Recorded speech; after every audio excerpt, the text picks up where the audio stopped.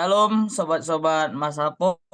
Salam sejahtera buat kita semua. Kita kembali bertemu di dalam sermon walaupun dalam suasana yang berbeda ya. Karena kesibukan nih Bang Pendeta Rolando di Malang, Kak Agnes di Cibubur, dan saya sendiri di Serpong. Jadi bertemu dalam satu ruangan Zoom untuk membahas sermon Bertemu dalam kasih Tuhan. tanggal 30 Juni pasal 5 ayat 21 sampai ayatnya ke-43.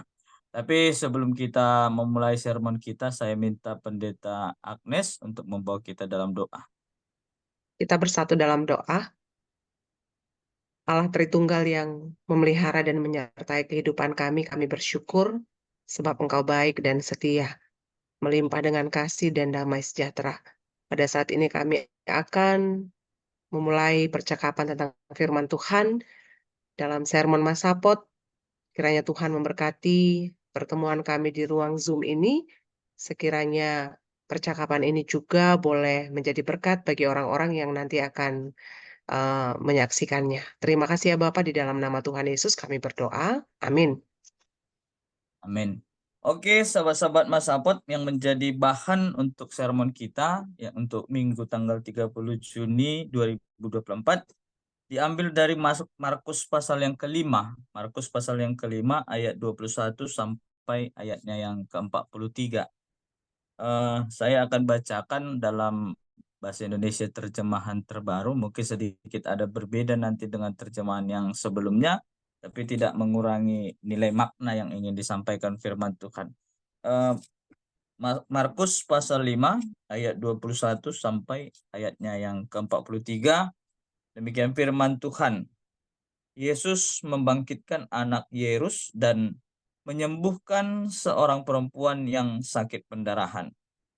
Sesudah Yesus menyeberang lagi dengan perahu, orang banyak berbondong-bondong datang lalu mengerumuni dia, sementara ia berada di tepi danau. Datanglah salah seorang kepala rumah ibadat yang bernama Yairus. Ketika ia melihat Yesus, sujudlah ia di depan kakinya dan memohon dengan sangat kepadanya. Anak perempuanku hampir mati. Datanglah kiranya dan letakkanlah tanganmu atasnya, supaya ia selamat dan tetap hidup. Lalu pergilah Yesus dengan orang itu. Orang banyak berbondong-bondong mengikuti dia dan berdesakan mengerumuni dia. Di situ ada seorang perempuan yang sudah 12 tahun menderita pendarahan. Ia telah banyak menderita di bawah perawatan banyak tabib, sehingga telah dihabiskannya semua yang ada padanya. Namun sama sekali tidak ada faedahnya, malah sebaliknya keadaannya makin memburuk. Dia sudah mendengar tentang Yesus, maka di tengah-tengah orang banyak itu, ia mendekati Yesus dari belakang dan menyentuh jubahnya. Sebab katanya, asal kusentuh saja jubahnya, aku akan sembuh. Seketika itu juga sumber pendarahannya mengering, dan ia merasa bahwa badannya sudah sembuh dari penyakitnya. Pada saat itu juga Yesus mengetahui bahwa ada kuasa yang keluar dari dirinya. Lalu ia berbalik di tengah orang banyak dan bertanya, "Siapa yang menyentuh jubahku?" Murid-muridnya menjawab, "Engkau melihat bagaimana orang-orang ini berdesakan mengerumunimu, dan engkau bertanya siapa yang menyentuh aku." Lalu ia memandang sekelilingnya untuk melihat perempuan yang telah melakukan hal itu. Perempuan itu yang menjadi takut dan gemetar ketika mengetahui apa yang telah terjadi atas dirinya, tampil dan sujud di depan Yesus dan dengan jujur memberitahukan segala sesuatu kepadanya. Lalu katanya kepada perempuan itu, "Hai anakku, imanmu telah menyelamatkan engkau. Pergilah dengan damai dan tetaplah sembuh dari penyakitmu." Ketika Yesus masih berbicara Ketika Yesus masih berbicara, datanglah orang dari keluarga kepala rumah ibadat itu dan berkata, "Anakmu sudah meninggal, untuk apa engkau masih menyusahkan guru?" Namun Yesus tidak menghiraukan perkataan mereka dan berkata kepada kepala rumah ibadat, "Jangan takut, percaya saja." Lalu Yesus tidak memperbolehkan seseorang pun ikut serta kecuali Petrus, Yakobus, dan Yohanes, saudara Yakobus. Mereka tiba di rumah kepala rumah ibadat, dan di sana dilihatnya orang ribut, menangis, dan meratap dengan suara nyaring. Sesudah masuk, ia berkata kepada orang-orang itu, "Mengapa kamu ribut dan menangis? Anak ini tidak mati, tetapi tidur." Namun mereka menertawakan dia. Semua orang itu disuruhnya keluar, lalu dibawanya ayah dan ibu anak itu serta mereka yang bersama dia masuk ke tempat anak itu. Lalu dipegangnya tangan anak itu, katanya, "Tali takum," yang berarti, "Hai anak perempuan, aku berkata kepadamu, bangunlah." Seketika itu juga anak itu bangun dan berjalan, sebab umurnya sudah 12 tahun. Mereka semua sangat takjub. Dengan sangat ia memperingatkan mereka, supaya jangan seorang pun mengetahui hal itu. Lalu ia menyuruh mereka memberi anak itu makan. Demikian firman Tuhan. Ya, sobat-sobat Mas Hapot, yang menjadi topik mingguan kita buat minggu ini tanggal 30 Juni 2024, yaitu iman yang menyembuhkan. Jadi kita sekarang ini ditemani oleh narasumber yang luar biasa, ya, Pendeta Agnes dan Pendeta Rolandi. Eh, ini siapa yang duluan ini? Buat abang kakak pendeta ini, kira-kira apa yang boleh kita lihat untuk menghantarkan kita kepada teks firman Tuhan, sehingga kita boleh mengarahkan teks ini kepada topik mingguan kita, yaitu tentang iman yang menyembuhkan. Siapa ini duluan? Abang pendeta lah, karena dia sudah pegang kacamata. Baik, terima kasih buat Pendeta Hendrik yang sama sekali saya mau katakan shalom bagi kita semua, sobat-sobat Mas Apot. Oh. Ya, bersyukur sekali kita boleh kembali berjumpa. Dan kalau kita melihat teks yang sudah dibaca oleh Pendeta Hendrik, maka di sana kita melihat sebuah peristiwa bahwa Yesus menghidupkan kembali anak perempuan Yairus dari kematian. Itu peristiwa yang jelas sedang disampaikan kepada kita. Dan juga tentang peristiwa pada ayat 27 juga tadi, ya, mulai dari ayat 26, ada seorang perempuan yang sudah 12 tahun menderita pendarahan dan dia juga mengalami kesembuhan. Itu mungkin sebagai penjelasan daripada teks secara singkat. Terima kasih Pendeta Hendrik. Itu aja bang, gak ada yang lain. Itu saja dulu bang. Oke, kakak pendeta Agnes. Ya, mungkin saya sedikit ya menambahi, kalau kita melihat kisah perempuan yang mengalami pendarahan dan juga putri dari Yairus, ini merupakan empat bagian, empat mujizat ya dari bagian yang sebelumnya, di mana kita sama-sama menyaksikan bahwa minggu sebelumnya itu bagaimana Yesus menenangkan badai, bahkan dalam perikop sebelumnya juga bagaimana Yesus kemudian uh, mengusir setan gitu. Jadi kita bisa mengerti ternyata dari empat uh, yang terjadi dalam satu bagian ini, ketika Yesus meredakan badai, dia ternyata Allah yang berkuasa atas alam. Kemudian ketika Yesus mengusir orang yang kerasukan setan, dia menunjukkan kuasanya atas setan-setan.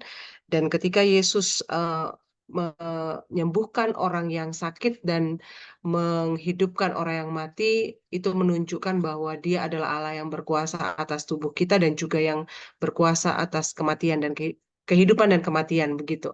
Jadi mungkin itu yang bisa kami tambahkan dari apa yang sudah dibilang Bang Rolandi tadi.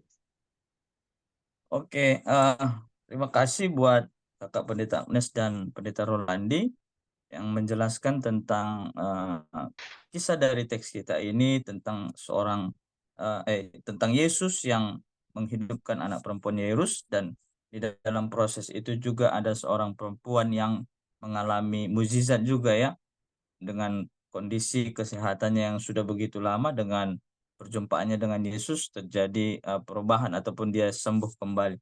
Iya, eh, kira-kira apa sih yang boleh kita tarik untuk teks kita ini di dalam apa ya, tema kita tentang iman yang menyembuhkan ini?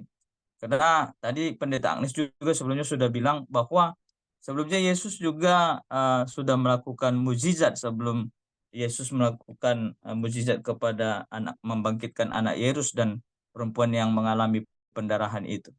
Kira-kira apa yang boleh kita, karena ada diskusi yang menarik juga yang boleh kita lihat di sini. Sedikit pertanyaan, kok bisa Yairus mengetahui tentang siapa Yesus? Apakah proses sebelumnya itu membuat Yairus sudah benar-benar mengenal tentang siapa Yesus? Begitu juga dengan perempuan itu. Gimana, Bang? Iya, yang pertama memang Yairus itu kan adalah seorang kepala rumah ibadah, ya, sehingga dia pasti mengenal dan mendengar cerita tentang Yesus. Dan memang boleh kita lihat dari peristiwa-peristiwa sebelumnya, pasti ini menjadi sebuah cerita yang hebat yang disampaikan, diceritakan berulang-ulang kali dari satu orang ke orang lain dan orang lain kepada orang lain. Sehingga pasti nama Yesus pada saat itu boleh kita katakan menjadi sosok yang spektakuler ya, yang sangat luar biasa. Yang pertama. Yang kedua, perikop kita hari ini menurut saya sedang menyajikan dua kisah ya pribadi orang yang sedang mengalami masa kritis, baik kritis terhadap dirinya ataupun terhadap orang yang ada di sekitarnya. Ya, itu poin A. Poin B-nya adalah kritis yang baru saja sedang terjadi atau juga kritis yang sudah 12 tahun lamanya dialami, ya masa pendarahan. Dan ternyata itu juga menjadi sebuah poin penting bagi kita sebagai pembaca teks perikop ini untuk melihat ternyata banyak situasi kehidupan yang juga sedang terjadi mungkin dalam kehidupan kita.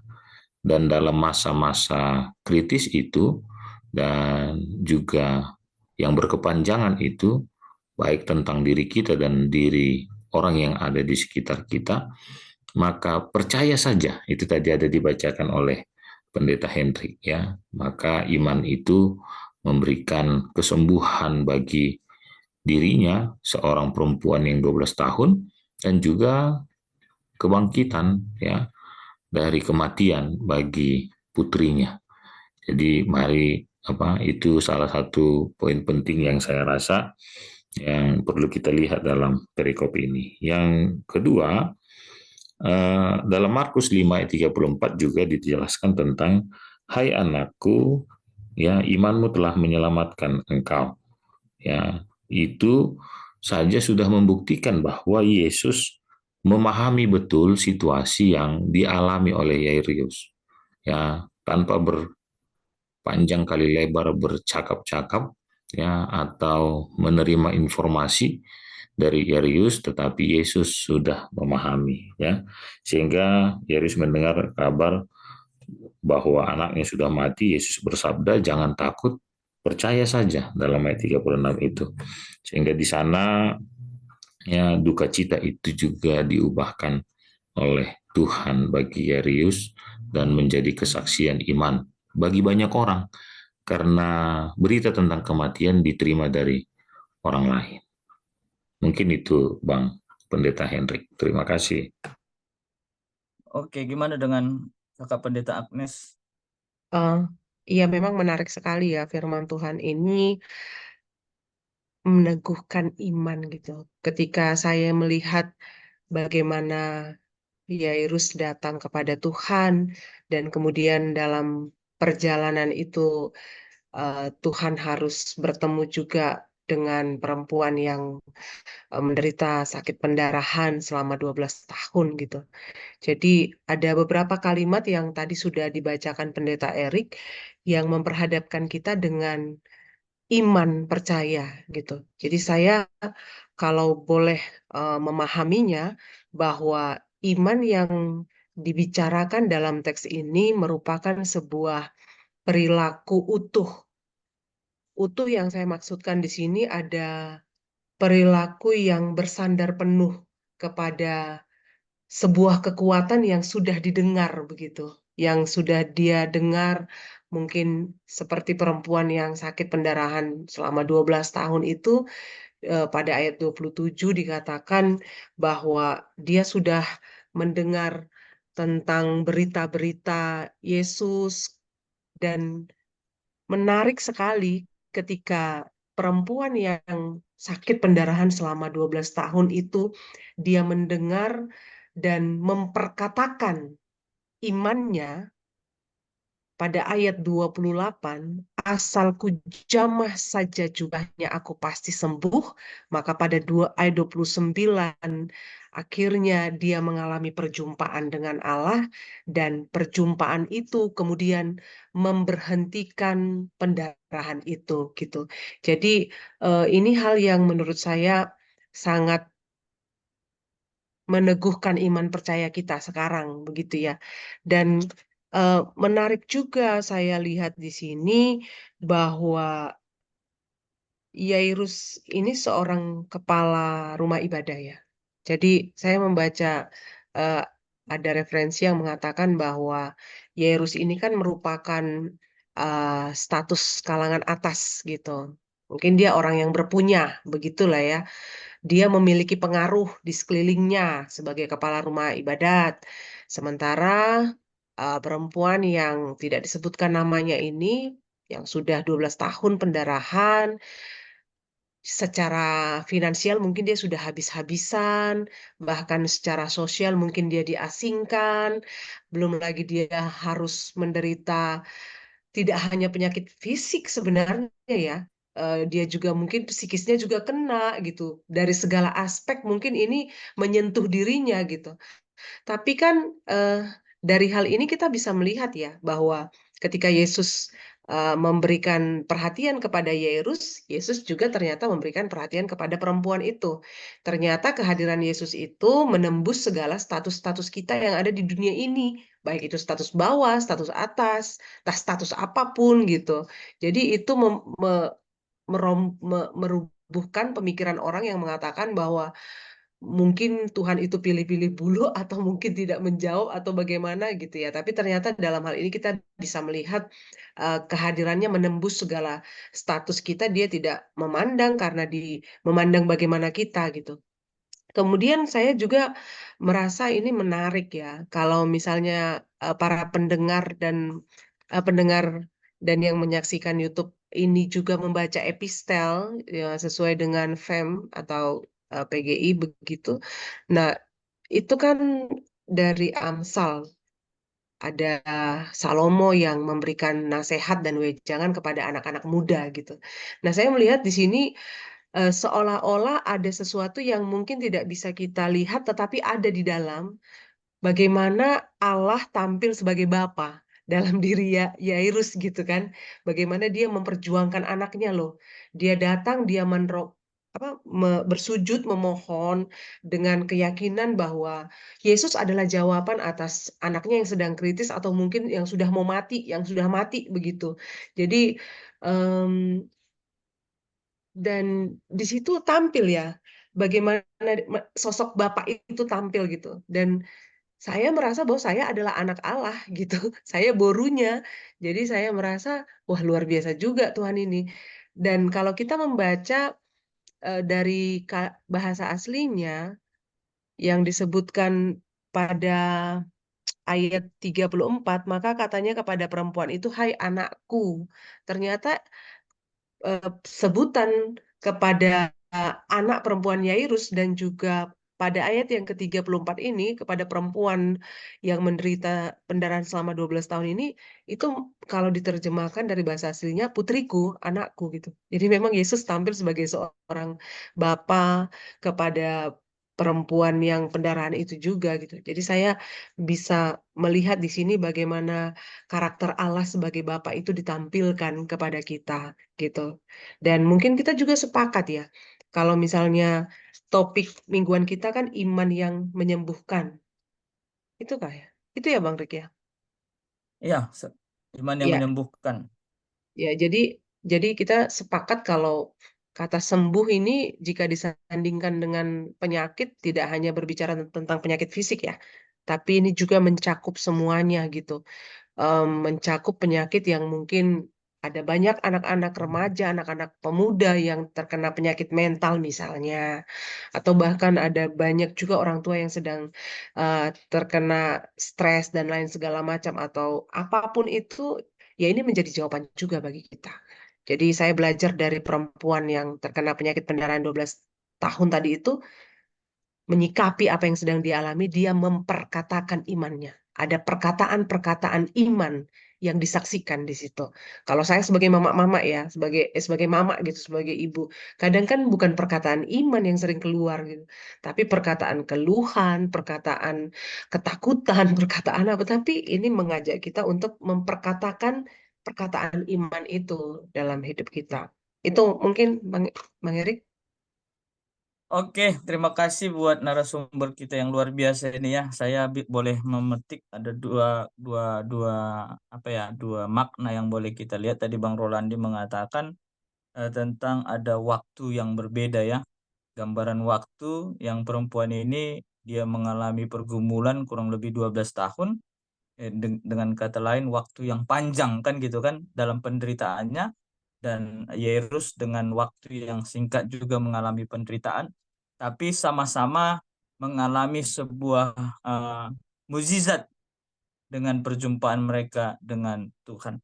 Kira-kira apa yang boleh kita hubungkan dengan konteks ya. Tadi kalau Pendeta Agnes sudah semakin mengerucutkan konteks kita, teks kita pada saat ini untuk semakin melihat bagaimana makna kehadiran Yesus yang digambarkan seperti Jairus yang memperjuangkan anaknya, anak perempuannya kan gitu kan.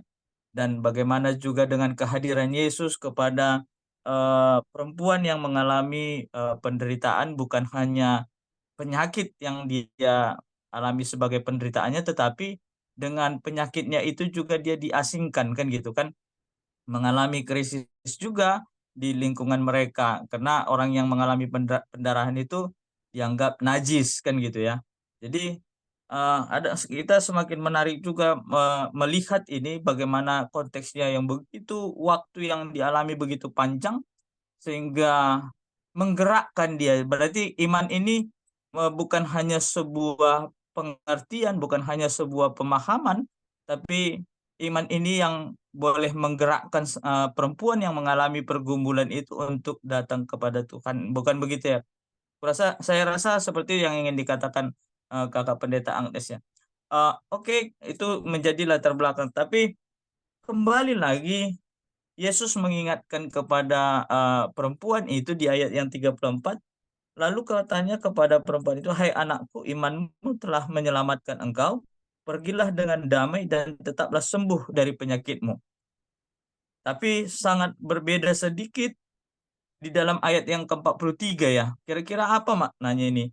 Dengan sangat ia memperingatkan mereka supaya jangan seorang pun mengetahui hal itu, lalu ia menyuruh mereka memberi anak itu makan.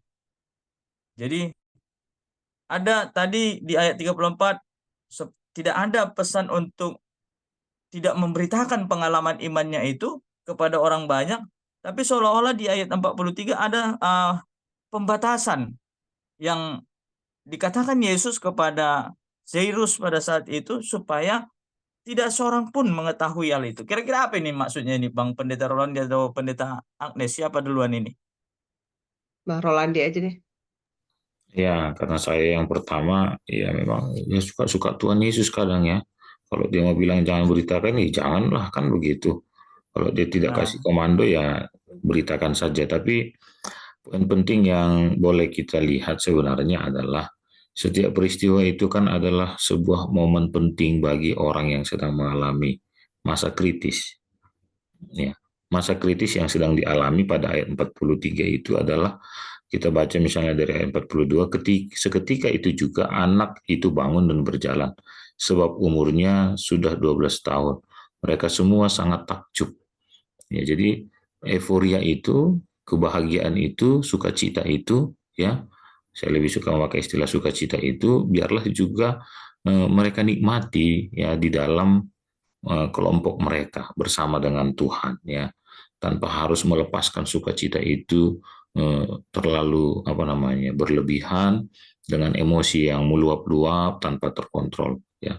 Tapi yang saya mau katakan sekali lagi adalah, setiap peristiwa sukacita yang dialami dalam persekutuan bersama dengan Tuhan itu lebih penting, ya, daripada akhirnya keluar dari persekutuan itu.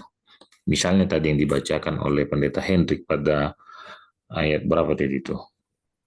Ayat 34. Lalu katanya kepada perempuan itu, hai anakku, imanmu telah menyelamatkan engkau. Titik, pergilah dengan damai dan tetaplah sembuh dari penyakitmu. Kata tetaplah sembuh itu berarti tetaplah dalam persekutuan oleh imanmu kepada Tuhan. Itu yang saya boleh tafsirkan, ya, yang saya pahami. Sehingga persekutuan dengan Tuhan itu jangan menjadi abai saat ada sukacita yang meluap-luap di dalam kehidupan kita. Tetaplah terpelihara di dalam persekutuan itu. Sehingga kalau kita melihat kedua peristiwa ini, maka kita sedang melihat iman dalam makna lewat Injil Markus pasal yang kelima ini didefinisikan sebagai sebuah ketabahan, ya, ketabahan dan juga dalam keberanian, ketabahan untuk menantikan kuasa Tuhan, keberanian untuk berjumpa dengan Tuhan.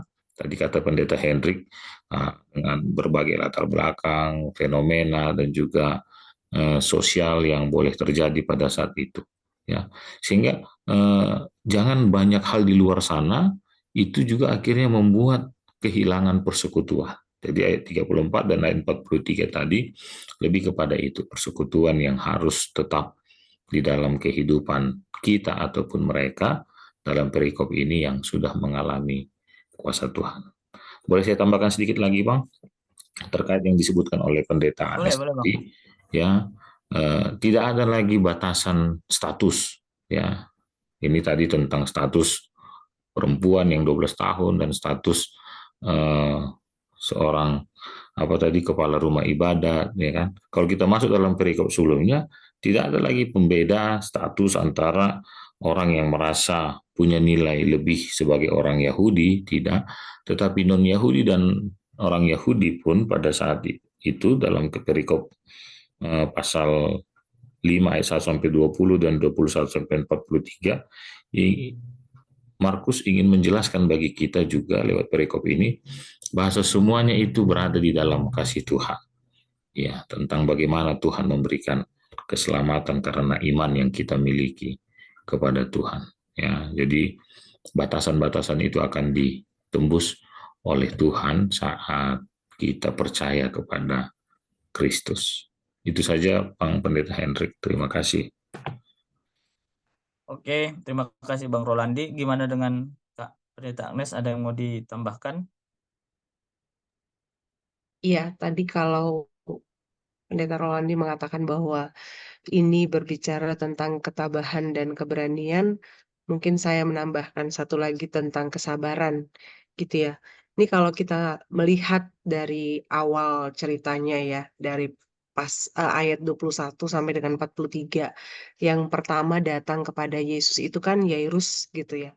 Lalu ternyata dalam perjalanan itu Yesus kan nggak langsung pergi menyelesaikan dulu apa yang diminta oleh Yairus gitu. Tapi ternyata di tengah jalan ada sesuatu hal yang tidak terduga terjadi, yaitu seorang perempuan yang pendarahan selama 12 tahun itu muncul, tampil di tengah perjalanan itu gitu. Jadi sepertinya ada sebuah penekanan juga bahwa ternyata iman itu berbicara tentang kesabaran juga. Sabar untuk menantikan jawaban karena ya kayak yang dibilang Bang Rolandi tadi, suka-sukanya Tuhan, kapan dia mau jawab, yang mana mau dijawab duluan gitu ya kan. Ya harusnya kan Yairus dulu, di situ udah sekarat loh, udah mati, entah udah mau mati, entah udah kayak mana gitu. Sementara perempuan yang pendarahan selama 12 tahun itu dia masih hidup gitu kan. Kadang kan kalau manusiawi kita berpikir gitu ya, nalar kita mikir harusnya yang sekarat dulu nih gitu. Tapi ternyata enggak. Semuanya beres dibikin Tuhan sesuai dengan caranya, sesuai dengan waktunya, dan ya itu yang diperlihatkan sama kita sekarang gitu. Mungkin kita kekeh banget nih, ya maunya cepet dong, kok Tuhan itu kayaknya nggak tahu sih, aku lagi udah kecekek, aku lagi kritis, aku lagi krisis, aku lagi butuh bantuan. Ya ini tadi, sabar. Ternyata iman itu juga mengajarkan kita untuk sabar menantikan jawaban doa, bahkan keberanian tadi, berani juga untuk bisa menerima apapun kata Tuhan. Tapi aku mikir gini Bang Rik, ini kan Hmm. perempuan itu sakit dan dia sembuh gitu kan. Terus yang tadi itu katanya udah mati tapi hidup lagi gitu. Terus gimana kalau nggak sembuh?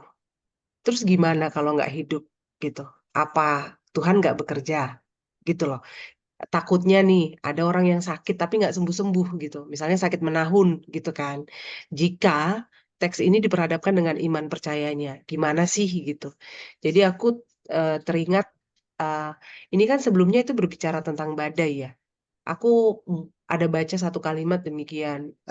Iman itu ternyata tidak hanya berbicara tentang bagaimana kita menyuruh Tuhan untuk menghentikan badai, tapi iman itu juga berbicara tentang eh, bagaimana kita percaya, menaruh kepercayaan kepada Tuhan untuk bisa melewati badai itu gitu. Jadi ya walaupun memang kesembuhan secara fisik tidak ada, ya Tuhan ada memampukan kita untuk melewatinya gitu. Jadi mungkin ini menjadi sebuah penekanan ya. Takutnya kalau nggak sembuh berarti Tuhan itu nggak ada gitu.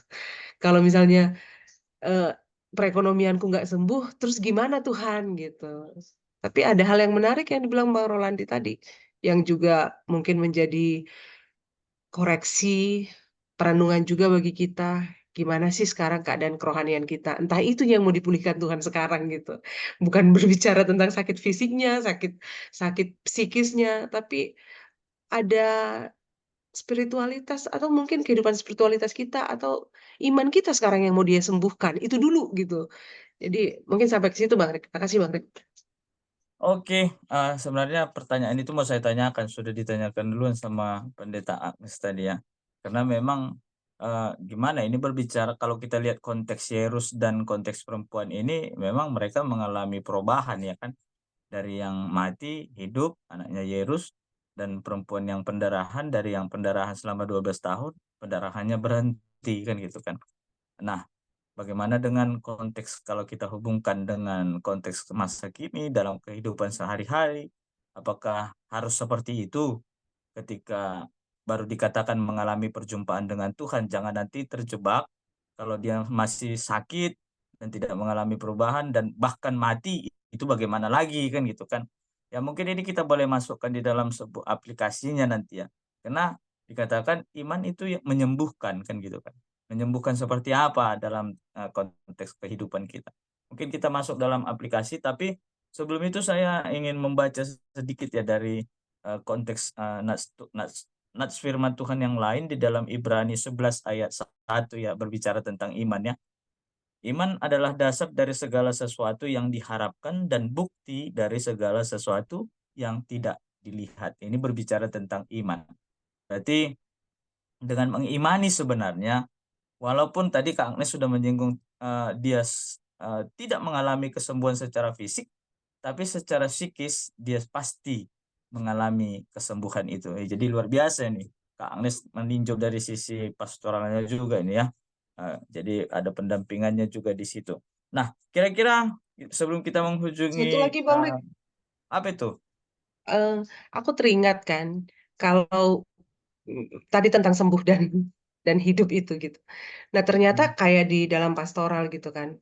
Pemulihan secara pendampingan dengan kasus biasa dengan kematian itu berbeda ternyata gitu. Jadi mungkin di situ dia ya. Jadi nggak persoalan sembuhnya secara fisik bagi mereka yang mungkin tidak mengalami kesembuhan secara fisik atau yang lainnya. Ternyata makna baru itu juga perlu gitu.